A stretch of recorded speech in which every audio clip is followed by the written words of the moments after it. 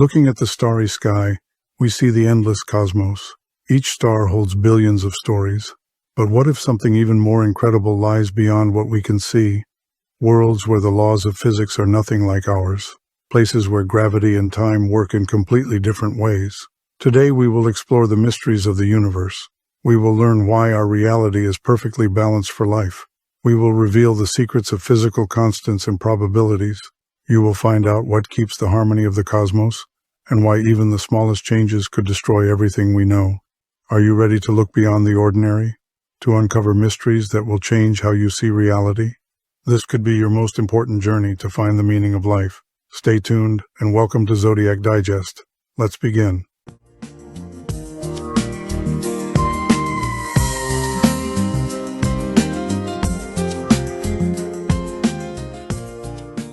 String theory leads to the Anthropic principle.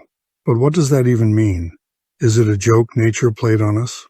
Or perhaps it's a chapter in the history of science that unfolds like this. When scientists discovered 5 different string theories, they represented vastly different views of something unified, something we haven't yet fully grasped. These theories were merged into one. But this one isn't quite string theory anymore. It's something much more complex. String theory became a gateway to an incredibly intricate mathematical framework. Parallel to this, ideas about additional dimensions emerged. Space and time, which we perceive as 4-dimensional, actually includes 6 more dimensions. These dimensions must have curled up into something so tiny that they appear as a point from a distance. Imagine a telephone cable. From afar, it looks like a thin line.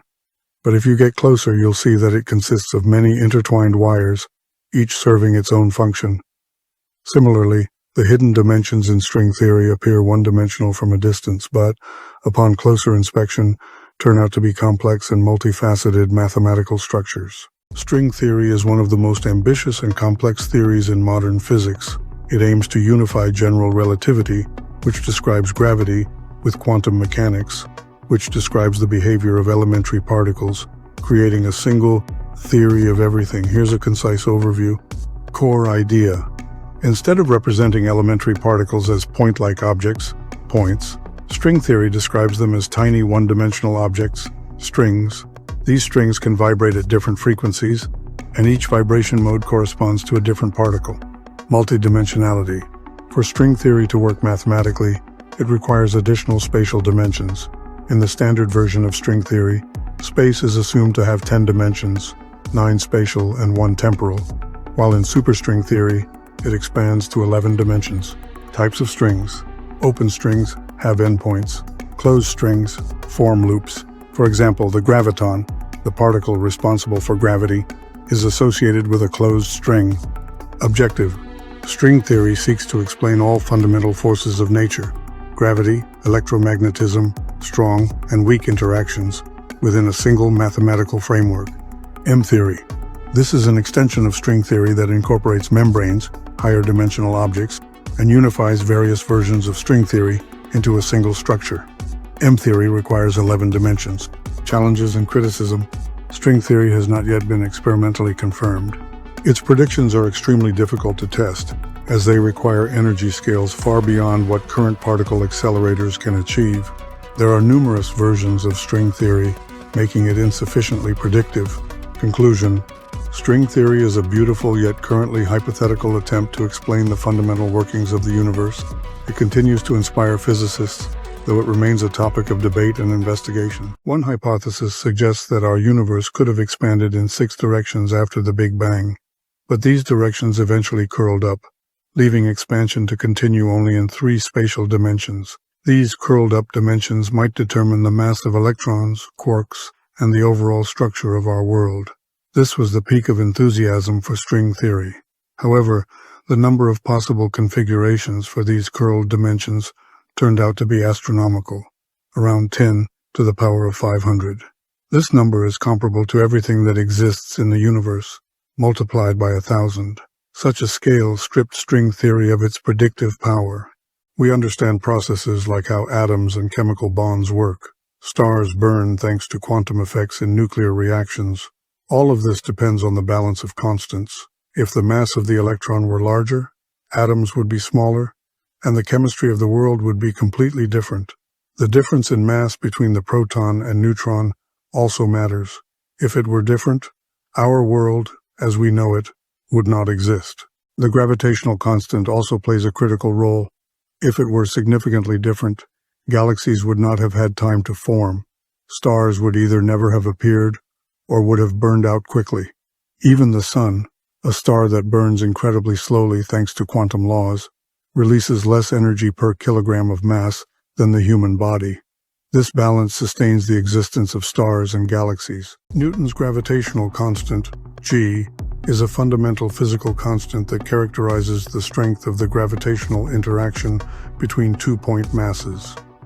It is used in Newton's law of universal gravitation and determines the proportionality between the gravitational force, the masses of the objects, and the distance between them. The gravitational constant plays a key role in astrophysics and cosmology, including calculations of planetary motion, satellite orbits, and the description of the structure of the universe. So, we live in a world where physical constants are perfectly tuned for the existence of life. This raises a philosophical question. Why? The weak anthropic principle suggests that we observe the universe because only in such a universe could life arise and ask such questions. But this doesn't explain why the parameters ended up being exactly as they are. String theory proposes the existence of multiple universes with different parameters. Somewhere, entirely different physical laws may exist. However, proving this is impossible. Other universes, by definition, are beyond observation. This makes the multiverse theory more of a philosophical concept than a scientific one. The anthropic principle is a philosophical concept in cosmology and physics that suggests the laws and parameters of our universe take on values that allow for the existence of observers, such as humans. This principle provides an explanation for why the universe has the properties it does, rather than others. Versions of the anthropic principle. Weak anthropic principle, WAP. The universe must have properties that allow observers to arise within it. This is more of an observation than a claim. We exist, therefore the universe has characteristics suitable for life.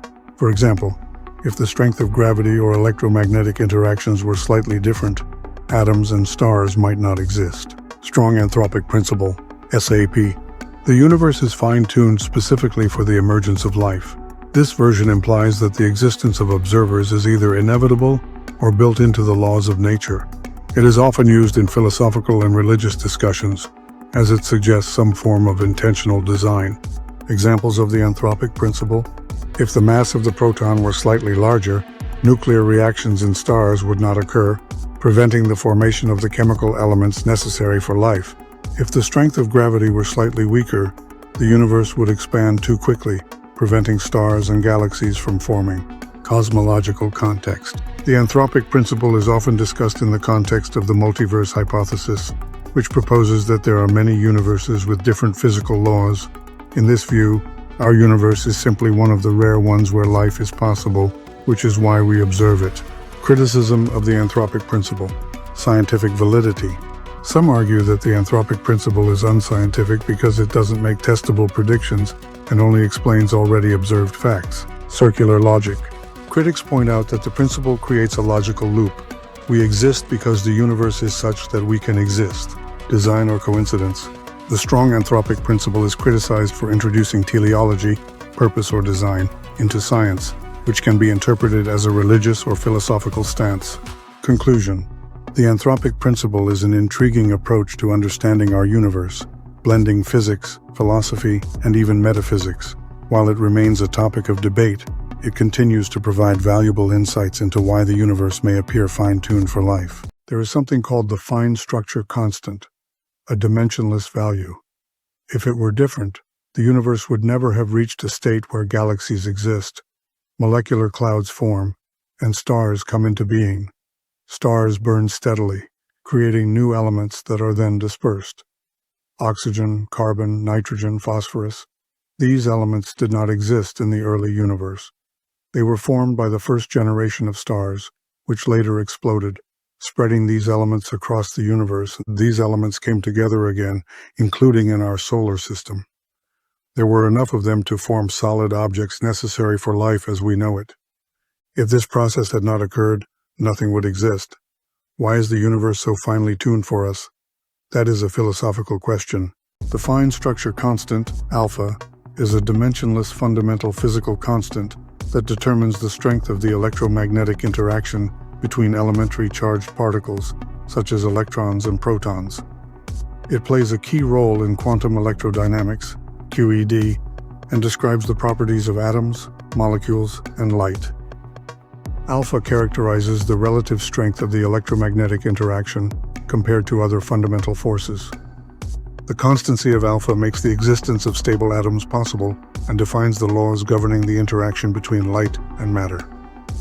The fine structure constant has no units, making it a universal property of nature that is the same in any system of measurement. A change in the value of alpha would result in a completely different structure of the universe. Have you ever asked yourself why we live in big cities and not, for example, 5 kilometers from the South Pole?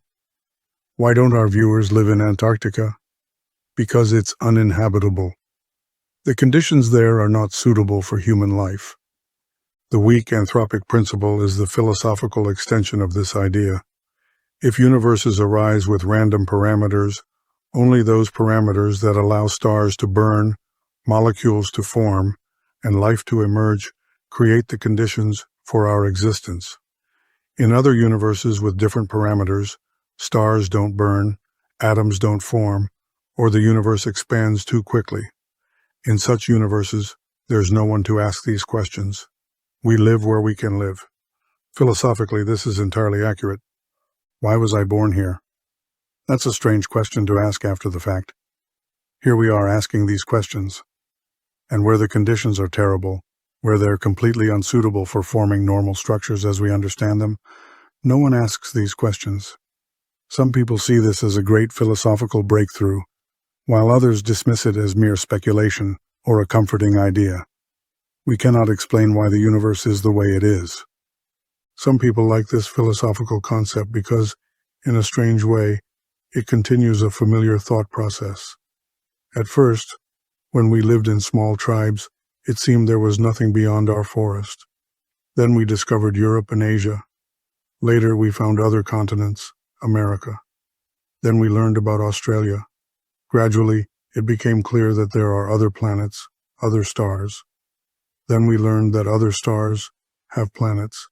And eventually we discovered that beyond our galaxy there are countless other galaxies. So, let's not stop this exercise in humility. We are not the center of the universe. In a way, we already understand this. Even in Newton's time, the solar system was considered absolutely unique. And for a long time it remained unique because we didn't know whether other stars had planets. It was unknown. Maybe only the sun had planets, and that rarity is why we're here. This exercise in humility involves looking not just on an interplanetary scale, not just on an interstellar or intergalactic scale, but on an intertemporal one. But here we run into something with no clear solution. When we look on an interstellar scale, we see other stars. They exist. We can see them. They are different, and we classify them. Some are white, others red, blue, and so on. We wonder, do they have planets? We go 200 years without knowing, then we find out, yes, they have planets. Then we discover other galaxies. Sure, something's happening out there. We can't see the planets around stars in other galaxies.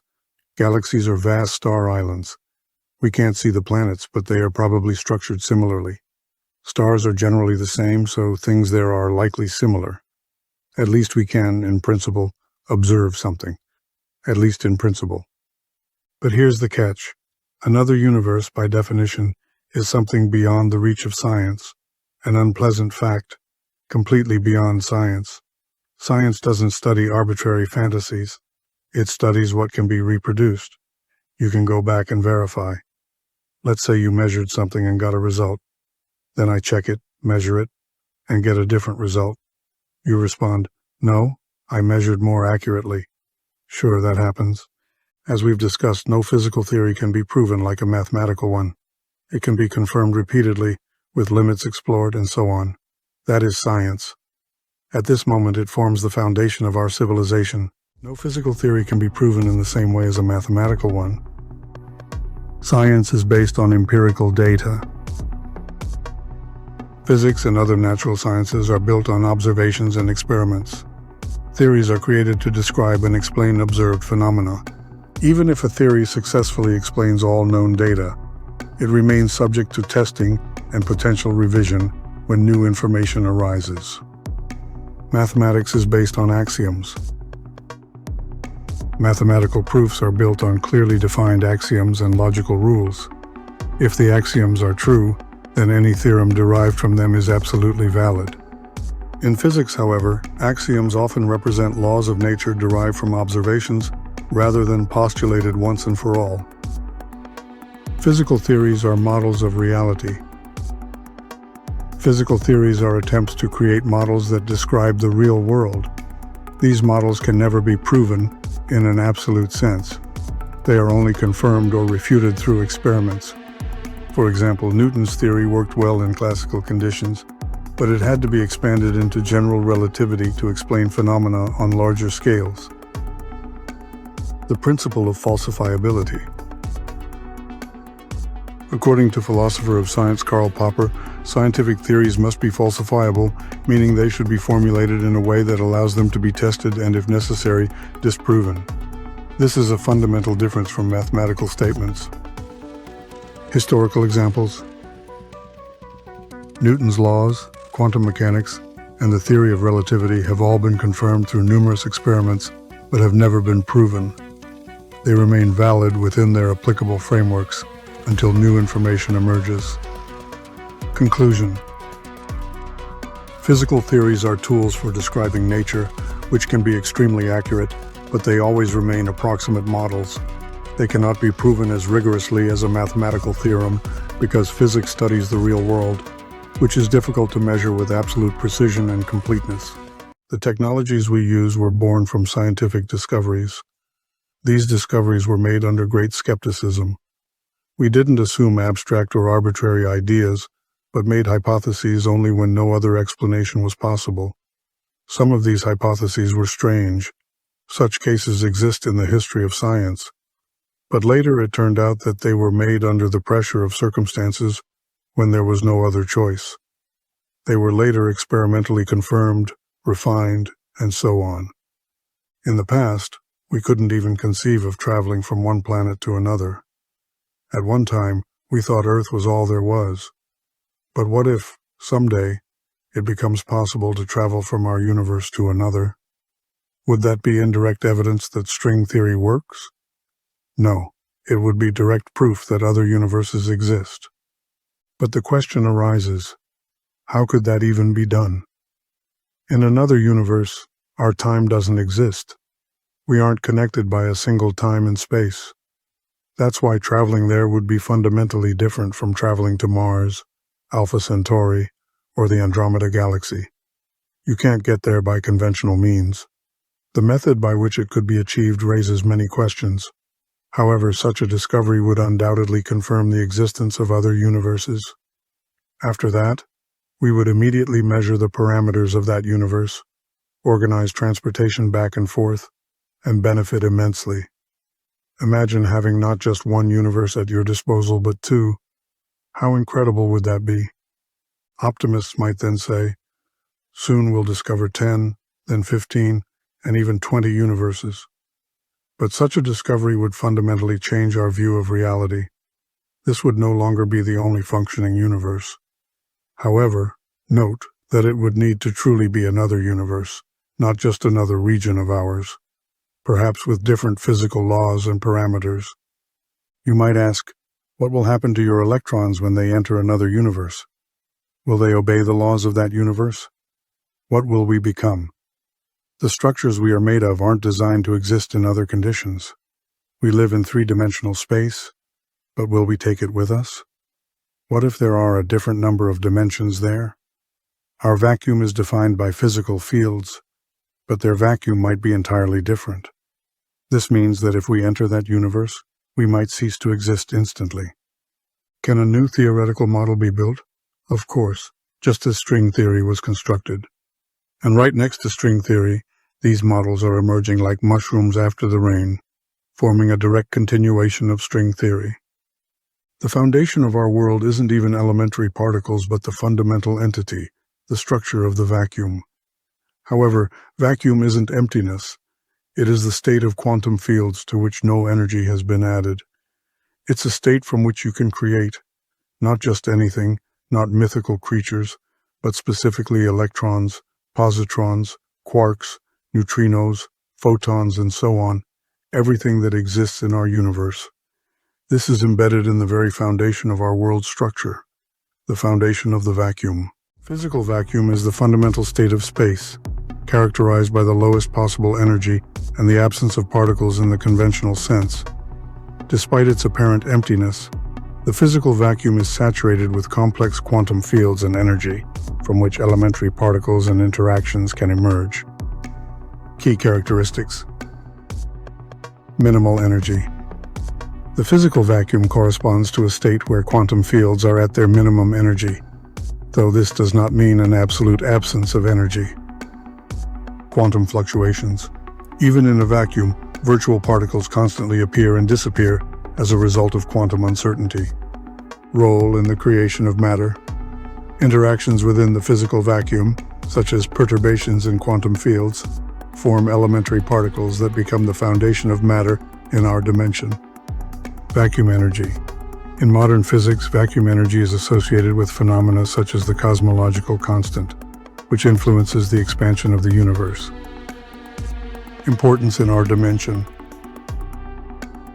The physical vacuum serves as the foundation for the existence of matter, interactions, and all physical phenomena. It is through quantum processes occurring in the vacuum that particles are created, which then form atoms, molecules, and ultimately all objects in the universe. Thus, the physical vacuum is not nothing, but rather the basis upon which all reality is built. It turns out that these vacuums can be different, physically different.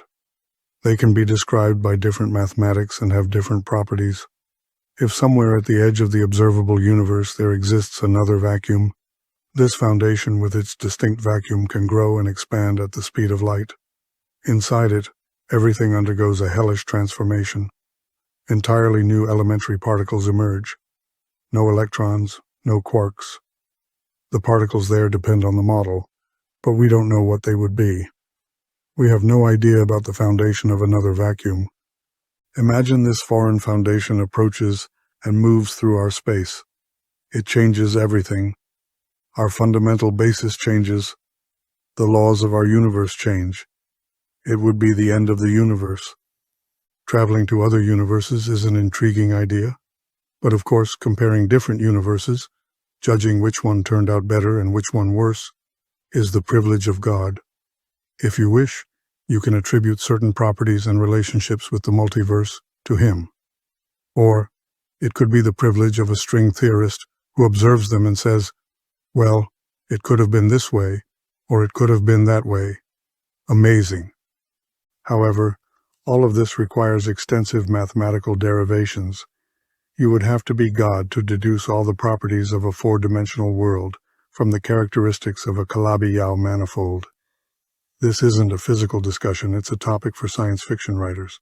Calabi-Yau manifolds are complex mathematical objects from the fields of differential geometry and algebraic topology that play a crucial role in theoretical physics, particularly in superstring theory. These manifolds have special properties that make them fundamental in describing the extra dimensions of space-time. Key characteristics. Complex manifolds. These are manifolds with an even number of dimensions, where each point is described by complex coordinates. Kähler structure. They possess a unique geometric structure that allows lengths, angles, and volumes to be defined using the so-called Kähler metric. Ricci flat metric. One of the most important properties of Calabi-Yau manifolds is that their Ricci curvature equals 0. This follows from the Calabi theorem, proven by Xingtong Yau, after whom these manifolds are named. Existence of a covariantly constant spinor field. This property makes them suitable for describing compactified extra dimensions in supersymmetric theories. Role in string theory. String theory proposes the existence of 10 dimensions, or 11 in the context of M theory, where 6 additional dimensions must be compactified.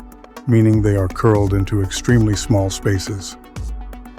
Calabi-Yau manifolds provide this compactification due to their mathematical properties, which preserve supersymmetry in the 4 observable dimensions. A specific Calabi-Yau manifold determines how these extra dimensions are compactified, influencing the physical characteristics of our universe, such as particle masses, interactions, and the structure of forces. Analogy. Imagine a 3-dimensional object, like a sheet of paper, that can be folded into a cylinder or a sphere. If you lived inside this object, its shape would determine how you could move or interact. Similarly, in string theory, the shape of a Calabi-Yau manifold determines the physics of our universe. Challenges. The number of possible Calabi-Yau manifolds is nearly infinite, creating a challenge for string theory's predictive power. Each of these manifolds leads to a unique fingerprint of physical laws, but there is no principle to indicate which one corresponds to our universe. Significance. Despite their complexity, Calabi-Yau manifolds remain a vital tool in the quest to unify quantum mechanics and gravity, making them a cornerstone of modern theoretical physics research. You could start writing a book about traveling between universes, but it's important to remember that the main danger for the characters is the potential failure of the device that maintains their vacuum. And if we return to our universe, what if a vacuum bubble suddenly appears somewhere? A bubble with a different vacuum that spreads and restructures the world around it. Has anyone ever calculated the probability of such an event? Probabilities can be derived from certain models, like string theory. However, none of the models in our universe has accounted for this possibility. Therefore, calculating such probabilities is a completely pointless exercise. It has no connection to reality. But people usually say, "Don't worry, the probability is extremely low." There's a logically sound, mild sense of anxiety that can increase interest in science. Some people take this a bit more seriously. They say, "Let's try to draw conclusions from the fact that this hasn't happened in 14 billion years." That's a good approach because, indeed, this hasn't occurred in the 14 billion years of our universe's existence. You can draw conclusions, come up with cosmic methods, and make clever assumptions. The people who study this are highly qualified and consider various factors. But in the end, it all relies on purely model-based assumptions. If we turn to Everett's many worlds interpretation, it's possible that we simply find ourselves in the universe where this decay hasn't occurred. The many worlds interpretation is a different concept but a similar one. Many worlds mean many universes. It's another way of understanding quantum mechanics. Everettian multiverses are an interpretation of quantum mechanics proposed by American physicist Hugh Everett III in 1957. According to this interpretation, all possible outcomes of quantum events exist simultaneously, but in different branching universes. It is also known as the many worlds interpretation. Significance. The Everettian interpretation addresses the measurement problem in quantum mechanics by avoiding the need for the collapse of the wave function. It has generated interest in both science and philosophy, but remains controversial due to the difficulties of experimental verification. While the Everettian interpretation remains a hypothesis, it has had a significant impact on the development of quantum physics, philosophy, and popular culture. Quantum mechanics operates as follows. Let's talk about an electron. Electrons exist and evolve over time in their own mathematical space. They don't orbit like planets. They exist in this mathematical space and, generally, are not located at any specific point in space. Nevertheless, the system of electrons evolves over time. Everything remains stable until we start measuring something. For example, we measure the spin of a moving electron. Two results are possible: spin up or spin down. These are conventional terms, but it's important to note that this is an inherent property of the electron, like its charge. An electron is like a magical little magnet. When you measure its orientation in space, it always aligns either with the direction of measurement or against it, never at an angle. This is how the electron thinks. It considers that it has two possibilities: spin up or spin down. It exists comfortably in this state, but when we measure it, we only see one of these possibilities. So, where does the other one go? What happens to the second value?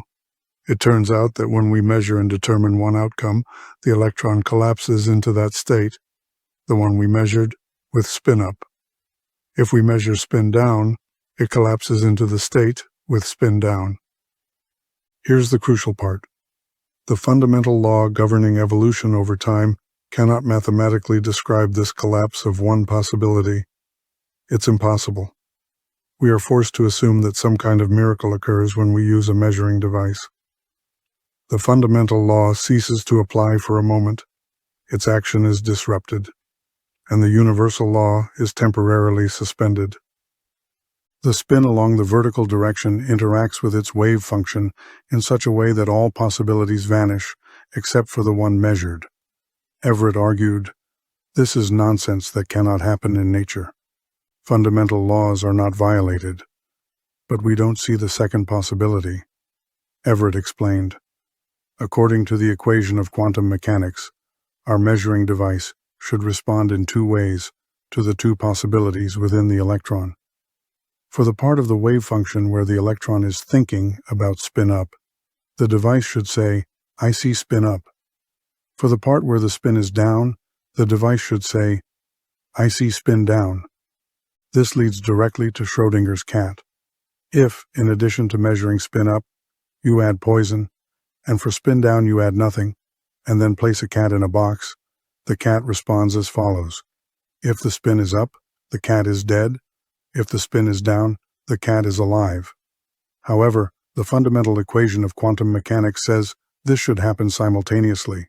The electron is simultaneously in the spin-up and spin-down states. The Schrödinger's cat thought experiment was proposed by Austrian physicist Erwin Schrödinger in 1935 to illustrate the paradoxes of quantum mechanics related to the concept of superposition and the interaction of quantum systems with macroscopic objects. This thought experiment highlights the difficulties in interpreting quantum mechanics and applying it to the macroscopic scale. Essence of the experiment. Imagine the following setup. A cat is placed inside a sealed box, isolated from the outside world. Inside the box there is a radioactive atom, which has a 50% chance of decaying within a certain period of time. A decay detector, for example a Geiger counter, which is triggered if the atom decays. A mechanism connected to the detector.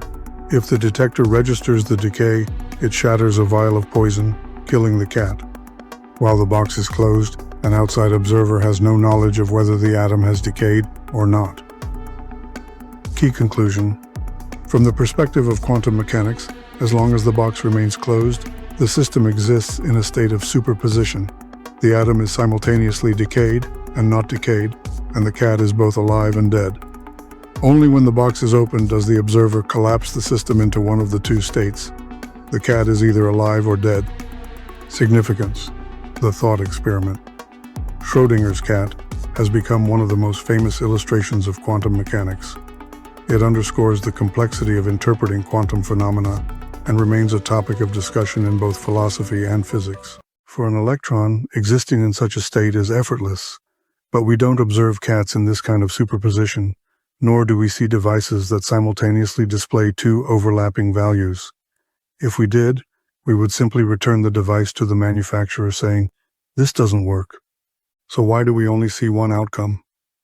Everett suggests it's because we perceive ourselves as existing in only one of the two branches. But both outcomes occur. The measuring device splits into two components, and we, as observers of the device, along with the cat, also split into two components. In one branch, the device measures spin up, the cat is dead, and we feel sorry for it. In the other branch, the device measures spin down, the cat is unharmed, and we move on with our day. These two universes are entirely separate, each following its own distinct path. If a quantum collapse happens in one of these possibilities, which is mathematically impossible according to fundamental equations, it only seems that way because our perception is limited to the branch we observe. Meanwhile, other versions of ourselves exist in the other branch, simultaneously experiencing the alternate outcome. This leads to the recognition that there must be a significant number of parallel worlds branching off from one another. It turns out that no new extra cats appear. Rather, the broad river of the universe splits into narrower streams. If the universe was initially described by a wave function, it continues to be described by a wave function. This concept is known as the Everettian multiverse. The challenge is that everything happens.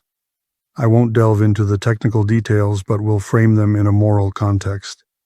Imagine you are making a moral choice and hope for the better outcome, such as a favorable scenario for the cat. You are in a situation where probabilities matter. You place your bet on the outcome with the higher likelihood. That seems reasonable. But in this framework, everything inevitably happens. So what's the point of trying or worrying about anything? There will inevitably be a universe where things go well, and another where things go poorly. Now imagine a decision based on this quantum branching, and it is guaranteed to occur. I am deliberately emphasizing the moral aspect here to highlight the challenges this concept poses to our understanding of probability. In our universe, operating without this knowledge, we act empirically. For example, we might conduct an experiment 177,000 times and determine that outcome 1 happens more frequently than outcome 2. Based on this data or mathematical formulas, we make our decision, reasoning that the higher probability outcome is more likely. At least we believe it is. But in this framework, both outcomes will happen, 100% guaranteed. It's not great for the concept of probability, is it? With 100% certainty, both the 20% probability event and the 80% probability event will occur. Perhaps probability theory is merely describing how parallel realities emerge? Probability theory and multiverses are a fascinating topic. Supporters of this theory use this reasoning to reconcile these ideas. It is challenging to explain why one branch should be given less weight than another. Both branches will arise. That's the key point. Fundamentally, both branches are guaranteed to emerge. So how do we explain that one branch has a 20% likelihood and the other 80%? How do we conclude that one branch is somehow weaker, less significant, or less important? Both will undoubtedly occur, governed by the mathematics of quantum mechanics. As we know, quantum mechanics is our best description of the universe at this moment, the fundamental structure of matter. It provides the most accurate match between theory and experiment. But it's a theory that works in a bizarre way. The strange phenomenon of the wave function collapsing is called the collapse. And while it works, quantum mechanics doesn't explain it. I recommend a book called 100 Years of Uncertainty, which delves into quantum mechanics and explores these questions in depth. Why does this happen? Is the fundamental Schrödinger equation truly violated? Why does collapse occur? The book is written by Dr. Alexei Semikhatov. To continue, in quantum reality, all possibilities exist simultaneously and evolve concurrently. It cannot happen that all die off, except for one. Yet, in practice, when we measure something, all possibilities die, except for the one we observe. Then come people like Everett who say, "We don't want uncertainty. Let's figure out how the world really works." One of the assumptions in Everett's interpretation is that everything actually happens. Nothing collapses. We simply branch into different universes. This is not proof. There is no evidence for the existence of these universes. Quantum mechanics doesn't state that these universes necessarily exist, but the hypothesis of branching universes is one way to navigate through a difficult, unclear, and unexplained aspect of quantum mechanics. To conclude, I'd like to answer a question. Suppose acceleration toward the sun follows the inverse square law of distance from the sun. Who is performing these calculations? What kind of supercomputer is behind it all? If you're hinting at the idea that we're all living in a simulation, I don't like that idea. Because to simulate a universe, you would need at least another universe, and this doesn't explain its existence at all. We don't know why physical laws exist. We don't fully understand whether physical laws exist in nature or only in our minds. It's a complex issue. Probably they exist in nature. But somehow, notice that these inverse squares work well, not perfectly, but well enough. Why? We were incredibly lucky to discover such a simple law. Modern science in many ways began with Newton's laws of motion, his equations of motion, and his understanding of planetary movement. That's where it all started. If the first approximation had been impossibly complicated, science might not have developed the way it did. It was incredibly fortunate. At the core is a formula made up of just 4 symbols. Newton's law of universal gravitation, and that's exactly what 8th graders are taught. It's worth explaining to them what a miracle it is that this formula exists and works. And it does work. Simple laws work. Later, we found out that sometimes they don't work perfectly. Gravity is a good example. Still, it's amazing that it works across such vast scales. The existence of physical laws and the fact that simple laws work are incredible. We are very lucky. This is essentially synonymous with the idea that the universe is comprehensible. It seems we live in a relatively comprehensible world, and we are profoundly grateful for that. Understanding the universe and recognizing our unity with it is the greatest gift of human reason. Considering the magnitude of possibilities, 10 to the 500th power, we could have found ourselves in a very different universe. Physics is an exact science, but it has always allowed room for debate. For example, Einstein doubted the existence of black holes, even though he predicted them. Newtonian mechanics had to be revised because of anomalies in Mercury's orbit. And speaking of a theory of everything, can we conclude that Einstein's theory of relativity already describes it all? Or will we need to dive deeper and discover something new? General relativity is being tested at its limits, near black holes. It explains a great deal. The other perspective is quantum mechanics. Unfortunately, they don't agree with each other, and that's a major challenge. It's been ongoing for 50 years or more. For over 50 years, serious efforts have been made to unify the quantum understanding of the world with general relativity. They don't fit together, and we don't know which direction to take. One attempt was string theory. It didn't work. There are other theories, but none have aligned with our universe. Perhaps we'll remain with this mystery, or perhaps we'll eventually achieve a much deeper understanding of the universe. We don't know. For now, we can conclude there is no single theory that explains everything, no theory of everything. Maybe that's a good thing. It leaves room to grow. For example, we may still learn more about how acceleration works relative to a planet or the sun. Perhaps we're not ready to define a final theory of everything because it's far too complex. As people have said about string theory, it's incredibly complex, and any ultimate theory of everything could be just as complex. We don't even know the terms in which it should be described. Or maybe there is no final theory of everything.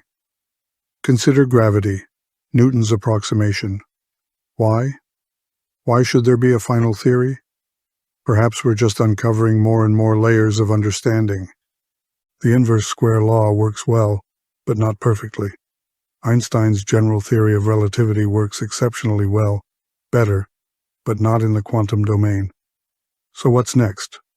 Maybe there's something else? Perhaps we're just peeling back layer after layer.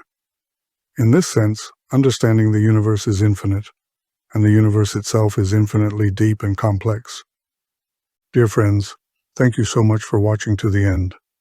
I really want to find an audience of curious and thoughtful people, those who strive for self-improvement and understanding of the world around them. Please subscribe to this YouTube channel, watch our upcoming episodes, and leave your comments. Maybe there's room for a discussion. It would be fascinating to read. I promise we'll explore some incredibly interesting topics. See you next time.